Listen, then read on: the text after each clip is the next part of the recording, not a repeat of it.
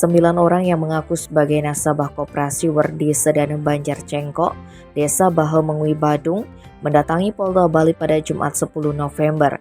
Mereka membuat laporan karena dananya di koperasi tersebut tak bisa ditarik dan diduga digelapkan. Mereka datang didampingi tim pengacara yang dikomandoi Iputu Agus Putra Sumardana. Mewakili kliennya, Agus menjelaskan kerugian yang dialami para nasabah ini disebut mencapai 2,9 miliar rupiah. Pihaknya pun melaporkan manajer koperasi berinisial IWT. Koperasi tersebut dikatakan awalnya adalah Koperasi Banjar dan kantornya memakai tempat di Banjar tersebut sehingga banyak anggotanya yang berasal dari Banjar itu sendiri.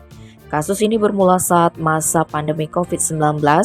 Nasabah berjumlah 9 orang ini tidak bisa menarik dana tabungan, deposito, dan arisan motor. Alasan yang diberikan manajer koperasi karena banyak ada kredit macet di nasabah.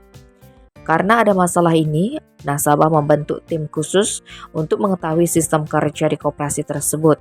Alhasil pihaknya menduga ada beberapa tindak dalam masalah ini, mulai dari dugaan penggelapan hingga tindak pidana perbankan.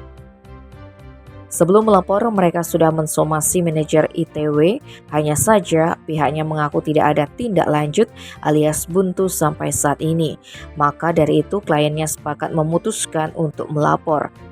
Ternyata sebelum 9 kliennya, nasabah lain sudah ada yang pernah melaporkan kasus tersebut, tetapi diselesaikan secara kekeluargaan.